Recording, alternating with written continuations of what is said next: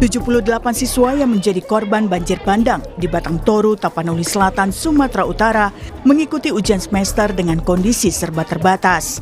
Mereka terpaksa melakukan ujian semester di sekolah tetangga karena bangunan sekolah mereka hancur tersapu banjir 2 minggu lalu. Pihak sekolah memperbolehkan siswa yang terdampak musibah banjir bandang menggunakan baju seadanya, serta memberikan fasilitas berupa buku tulis dan bolpoin guna mengikuti ujian. Ada 78 siswa yang terdampak. Terus mereka disediakan buku tulis sama pulpen, dikasih satu persatu setiap anak. Terus dengan keadaan baju apa adanya. Kita tidak pakai baju sekolah saat ini, Pak, karena baju sekolah dalam keadaan hanyut dan mungkin beberapa yang masih belum bisa bersih untuk dicuci. Menteri Pendidikan Dasar dan Menengah Abdul Muti meminta pemerintah daerah 3 provinsi terdampak bencana, Aceh, Sumatera Utara, dan Sumatera Barat, untuk menentukan sendiri jadwal pelaksanaan ujian semester. Menurut Muti, masing-masing wilayah terdampak bencana mempunyai kondisi yang berbeda-beda. Kemudian yang terkait dengan tadi pembelajaran sebagainya, sebenarnya kami fleksibel. Jadi kami tidak membuat ketentuan dari pusat karena memang keadaan di lapangan sangat bervariasi sehingga kebijakan kami serahkan sepenuhnya kepada masing-masing pemerintah daerah. Itu di dalam rakor yang kami selenggarakan sudah kami sampaikan. Termasuk sekolah juga tidak harus menyelenggarakan tes. Itu juga kebijakan masing-masing sekolah. Pendidikan memang menjadi salah satu tantangan dalam rehabilitasi pasca banjir yang menerjang Aceh, Sumatera Utara, dan Sumatera Barat. Di Aceh, sekolah di 15 kabupaten dan kota belum dapat melaksanakan pembelajaran. Sementara di Pidi, Subulu Salam, dan Loksomawe sudah dapat melakukan kegiatan belajar mengajar secara bertahap. Di Sumatera Utara, dari 18 kabupaten kota, hanya Tapanuli Tengah dan Sibolga yang belum bisa melakukan pembelajaran. Untuk wilayah Langkat, Tapanuli Utara, dan Tapanuli Selatan, sebagian sudah melaksanakan pembelajaran. Sementara di Sumatera Barat, dari 19 kabupaten kota terdampak, sebagian besar sudah dapat melaksanakan pembelajaran, kecuali 93 sekolah yang terdampak di Kabupaten Agam masih diliburkan sampai 22 Desember 2025. Tim Liputan, Kompas TV.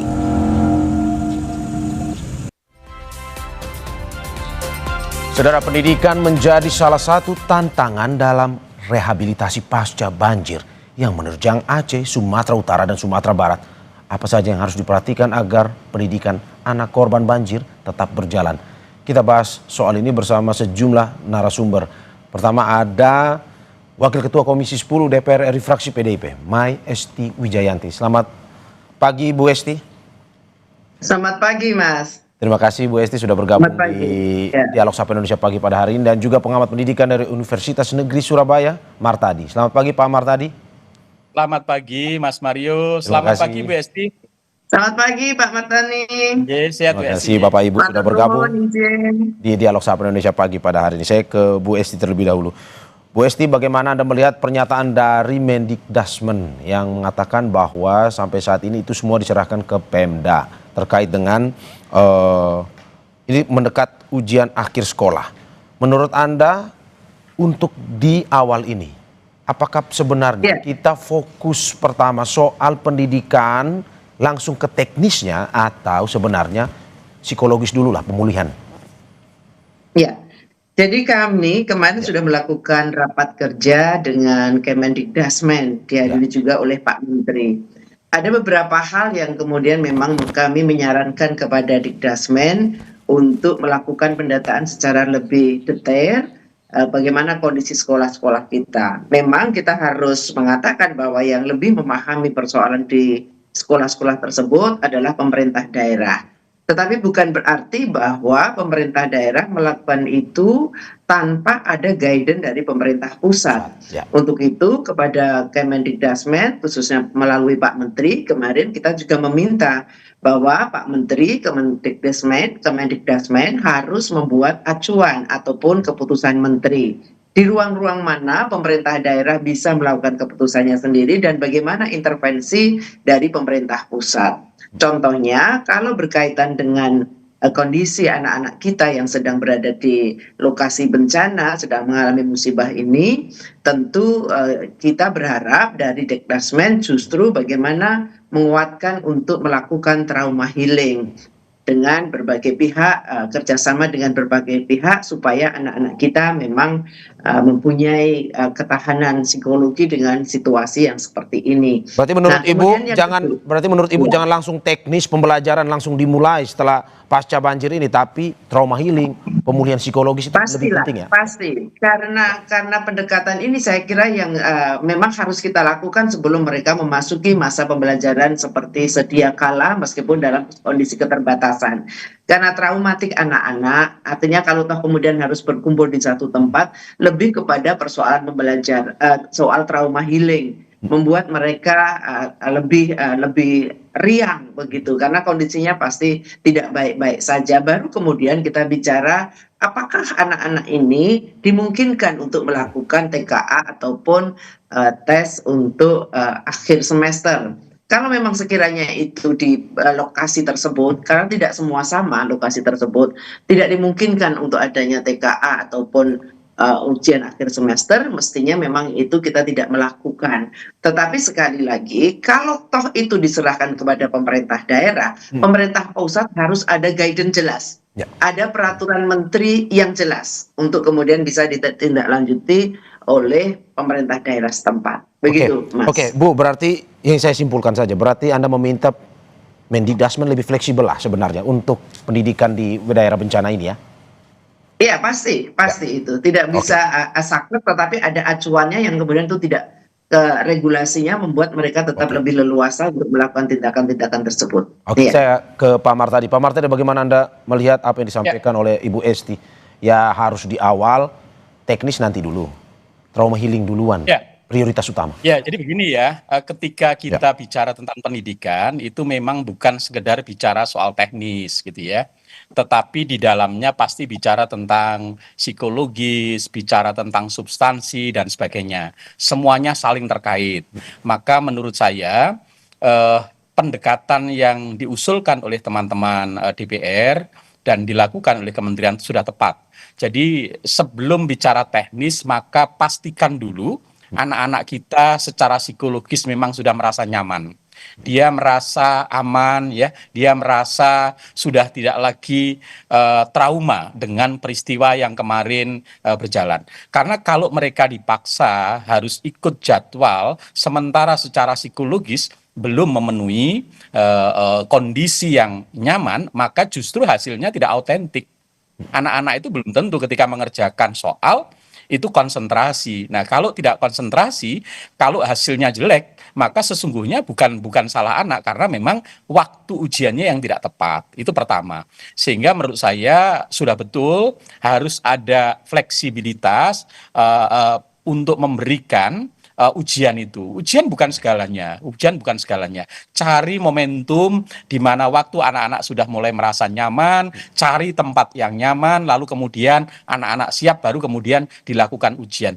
Bahkan ujian juga tidak harus pagi hari, ya, bisa saja siang, biasa minggu, apapun. Yang terpenting anak-anak terdampingi dulu pemulihannya, karena itu adalah hal terpenting, karena akan mewarnai kehidupan anak selanjutnya. Oke, Pak Martadi, kalau kita berbicara spesifik soal trauma healing ini, trauma healing seperti apa sebenarnya yang dibutuhkan oleh anak-anak sekolah, guru, untuk pada akhirnya bisa siap menghadapi pendidikan ataupun kegiatan belajar mengajar nanti?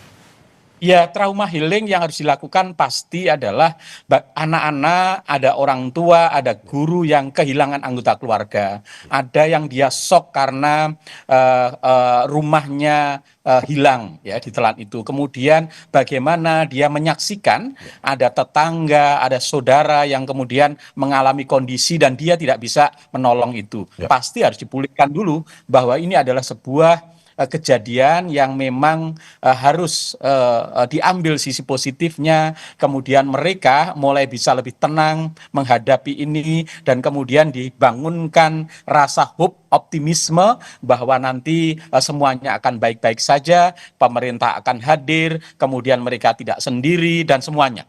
Ketika mereka sudah merasa nyaman, sudah mulai proses pemulihan, kemudian mereka sudah mulai ada hope untuk bangkit kembali meneruskan kehidupan, baru kemudian nanti kita bicara tentang persoalan teknis, bicara tentang ujian, bicara tentang persiapan sekolah, bicara dan seterusnya. Itu kira-kira Mas Mario. Oke, sebelum saya Ya, dan itu tidak hanya dengan untuk peserta didik, ya Pak Betul, Mas tadi. betul.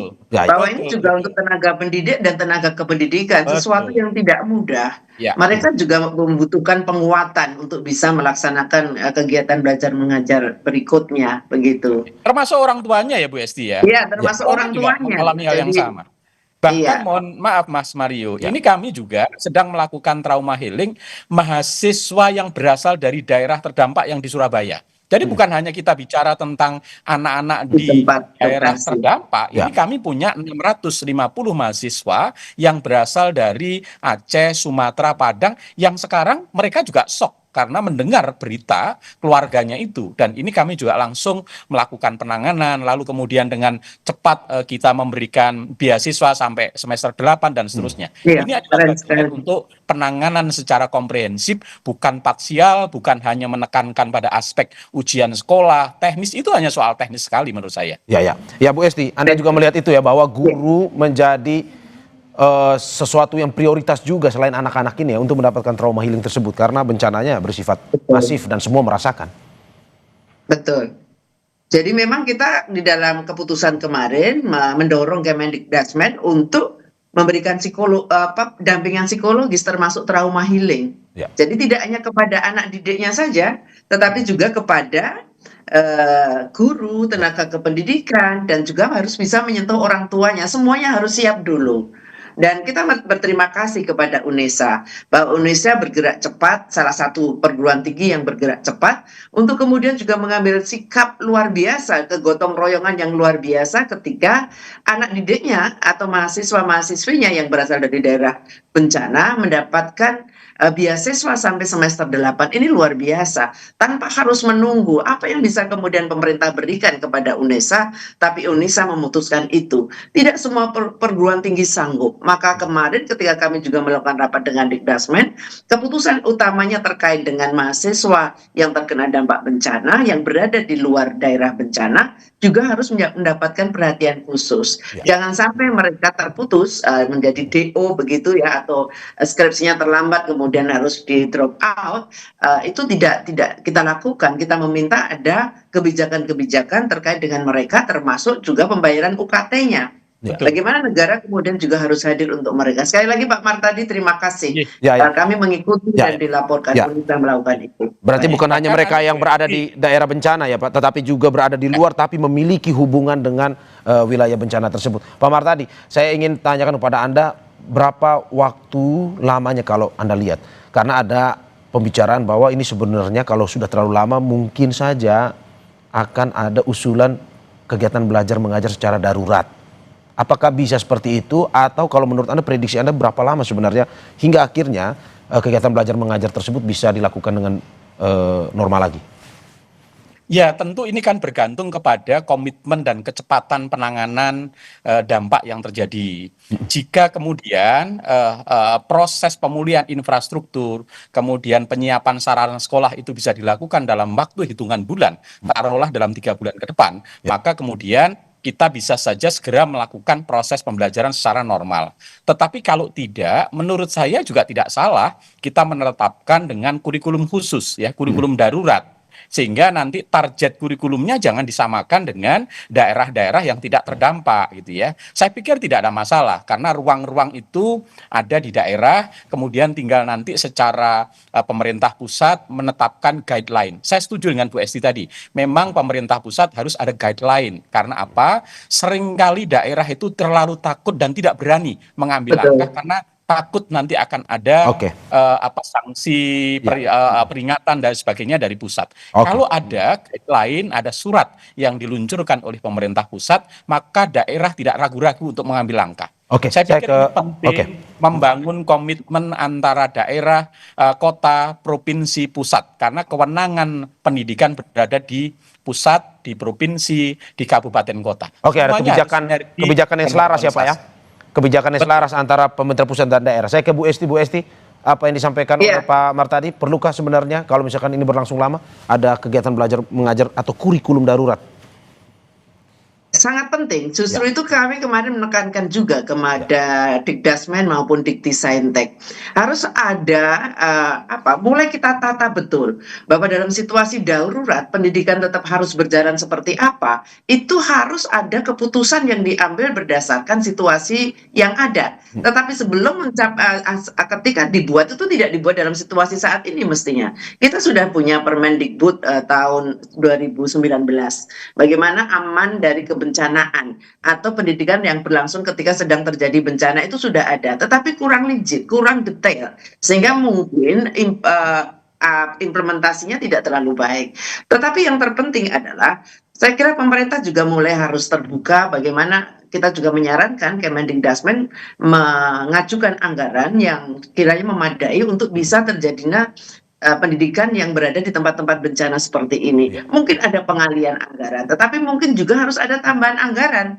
Karena situasi bagaimana sekolah-sekolah sedemikian banyak yang rusak, kemudian berapa puluh ribu anak-anak kita terdampak, atau mungkin ratusan ribu terdampak dari peristiwa ini, tidak mungkin kemudian tidak ada anggaran yang harus diberikan untuk mengatasi persoalan tersebut, termasuk kepada para guru dan tenaga pendidikannya. Kita mendorong ada keberanian dari Kemendikdasmen maupun Diktisaintek. Ayo, berapa anggarannya? Akan digunakan untuk apa? Atau digunakan untuk apa? Butuhnya berapa? Kemenkyu juga harus kemudian membukakan pintu. Mungkin terpaksa harus ada program-program yang kemudian harus dikurangi anggarannya, diefisiensikan lah. Masuk ke efisiensi ataupun lebih tepat anggarannya diberikan lebih tepat pada situasi seperti ini. Mungkin mereka tidak butuh smartboard loh sekarang karena situasi sekolahnya sedang banyak yang menjadi seperti itu. Oke, smartboard kita tunda. Mungkin anggarannya bisa untuk apa? Tidak mengatakan smartboard tidak penting, tetapi situasinya yang tidak memungkinkan untuk kita menggunakan hal itu. Atau mohon maaf, mungkin MBG-nya bisa dikurangi sedikit untuk kemudian bisa dialihkan ke sana, karena setahu saya pengeluaran untuk MBG juga tidak sampai seperti yang sekarang kita anggarkan untuk itu. Begitu. Oke, terima kasih Bapak Ibu atas apa yang disampaikan. Semoga bisa memberikan masukan juga ke Mendikdasmen terkait dengan pendidikan yang berada di wilayah bencana saat ini. Sekali lagi terima kasih Wakil Ketua Komisi 10 DPR RI fraksi PDIP, Mai Esti Wijayanti.